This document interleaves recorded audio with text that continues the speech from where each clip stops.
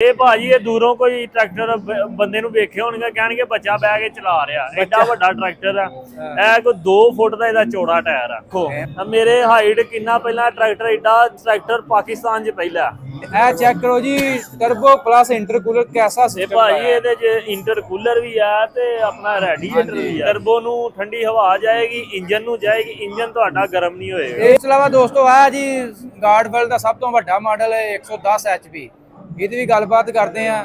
Check ਕੀਤਾ ਫਿਰ tractor ਭਾਜੀ ਪਹਿਲਾਂ ਨਾ ਮੇਰਾ ਮਾਸ਼ਾਅੱਲਾ ਕੱਦ ਨਾ ਕੋਈ 7 ਫੁੱਟ ਦੇ 6 ਇੰਚ ਤੇ 10 ਇੰਚ ਹੈ ਵਾ। ਹਾਂਜੀ ਇਹ ਵੇਖੋ ਮੇਰੇ ਹਾਈਟ ਕਿੰਨਾ ਪਹਿਲਾਂ ਟਰੈਕਟਰ, ਐਡਾ ਟਰੈਕਟਰ ਪਾਕਿਸਤਾਨ 'ਚ ਪਹਿਲਾ ਟਰੈਕਟਰ ਆ ਪਾਕਿਸਤਾਨ 'ਚ ਤੇ 32 ਦੇ ਟਾਇਰ ਨੇ, 18/4 32 ਦੇ ਟਾਇਰ ਪਾਕਿਸਤਾਨ ਕਿਸੇ ਟਰੈਕਟਰ ਨੂੰ ਨਹੀਂ ਆਏ। 32 ਜੀ 38 ਜੇ 32 38 ਦੇ ਟਾਇਰ ਜੇ 18/4 38 ਦੇ ਟਾਇਰ ਨੇ। ਆ ਚੈੱਕ ਕਰੋ 38 ਦੇ ਟਾਇਰ। ਏਡੇ ਟਾਇਰ ਜਿਹੜੇ ਹਾਰਵੈਸਟਰ ਮਸ਼ੀਨਾਂ ਨੂੰ ਆਉਂਦੇ ਨੇ ਵੱਡੀਆਂ ਨੂੰ। ਮੈਂ ਨਾ ਭਾਈ ਜਿਵੇਂ ਜਹਾਜ਼ ਤੇ ਨਹੀਂ ਚੜਨ ਡਿਆ ਇਹ ਹਿਸਾਬ। ਇਹ ਭਾਜੀ ਇਹ ਦੂਰੋਂ ਕੋਈ ਟਰੈਕਟਰ ਬੰਦੇ ਨੂੰ ਵੇਖੇ ਹੋਣਗੇ, ਕਹਿਣਗੇ ਬੱਚਾ ਬਹਿ ਕੇ ਚਲਾ ਰਿਹਾ। ਐਡਾ ਵੱਡਾ ਟਰੈਕਟਰ ਆ, ਇਹ ਕੋਈ 2 ਫੁੱਟ ਦਾ ਇਹਦਾ ਚੌੜਾ ਟਾਇਰ ਆ।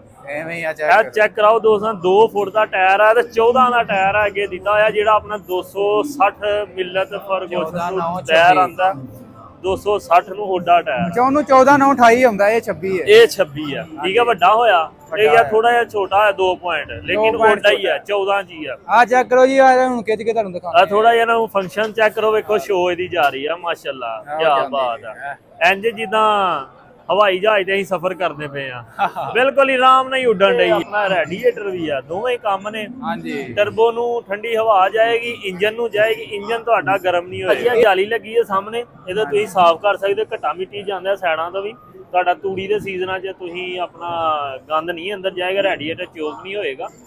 ਇਹ ਭਾਜੀ ਇਹਦੇ ਨਾਲ ਤੁਹਾਡਾ ਪਾਣੀ ਵੀ ਠੰਡਾ ਹੋਏਗਾ, ਹਵਾ ਵੀ ਠੰਡਾ ਹੀ ਇੰਜਨ ਨੂੰ ਜਾਏਗੀ, ਟਰਬੋ ਨੂੰ ਜਾਏਗੀ, ਟਰਬੋ ਅੱਗੇ ਹਵਾ ਦੇਗੀ ਠੰਡੀ। ਐਪ ਦਿੱਤੇ ਗਏ ਨੇ। ਆ ਜੀ ਜਾਲੀ ਚੁੱਕੋ ਤਾਂ। ਇਹ ਆਪਣਾ ਦੋਵੇਂ ਹੀ ਫੰਕਸ਼ਨ ਨੇ ਇਹਦੇ ਵਿੱਚ, ਕੋਈ ਕੰਪਨੀ ਫੰਕਸ਼ਨ ਦੱਸਦੀ ਪਈ ਹੈ। ਇਹਦੇ ਪਿੱਛੇ ਰੇਡੀਏਟਰ ਹੀ ਆ ਗਿਆ ਨਾ, ਇਹ ਪਿੱਛੇ ਟਰਬੋ ਲੱਗੀ ਹੈ।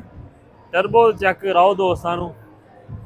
ਬਾਕੀ ਦੋਸਤੋ ਇਸ ਤੋਂ ਇਲਾਵਾ ਤੁਹਾਨੂੰ ਇਸ ਟਰੈਕਟਰ ਬਾਰੇ ਮਜ਼ੀਦ ਡਿਟੇਲ ਦਿੰਦੇ ਜਾਈਏ ਤੇ ਇਹ ਜੀ ਇੰਜਨ 110 ਹਾਰਸ ਪਾਵਰ ਟਰੈਕਟਰ ਹੈ, 4x4 ਤੇ 4 ਸਿਲੰਡਰ ਹੈ। ਤੇ ਇਸ ਤੋਂ ਇਲਾਵਾ 24 ਰਿਵਰਸ ਤੇ 24 ਫਾਰਵਰਡ ਗੇਅਰ ਨੇ, ਡਬਲ ਕਲਚ ਸਿਸਟਮ ਹੈ। ਤੇ ਇਹ ਟਰੈਕਟਰ ਦਾ ਵਜ਼ਨ ਹੈ ਜੀ 4150 ਕਿਲੋਗ੍ਰਾਮ। ਇਸ ਤੋਂ ਇਲਾਵਾ disc oil brake, hydraulic power steering, PTO ਜਿਹੜੀਆਂ ਇਹਦੀਆਂ ਨੇ 540 ਤੇ 1000 ਚੱਕਰ ਹੈ। ਤੇ ਇਹ ਜੀ ਗਾਰਡਵੈਲ ਦਾ ਸਭ ਤੋਂ ਵੱਡਾ ਮਾਡਲ। ਇਸ ਤੋਂ ਇਲਾਵਾ ਇਹਦੇ ਵਿੱਚ 2 ਮਾਡਲ ਹੋਰ ਨੇ, 50 ਹਾਰਸ ਪਾਵਰ ਤੇ 75 ਹਾਰਸ ਪਾਵਰ। ਇਹ 110 ਹਾਰਸ ਪਾਵਰ ਹੈ।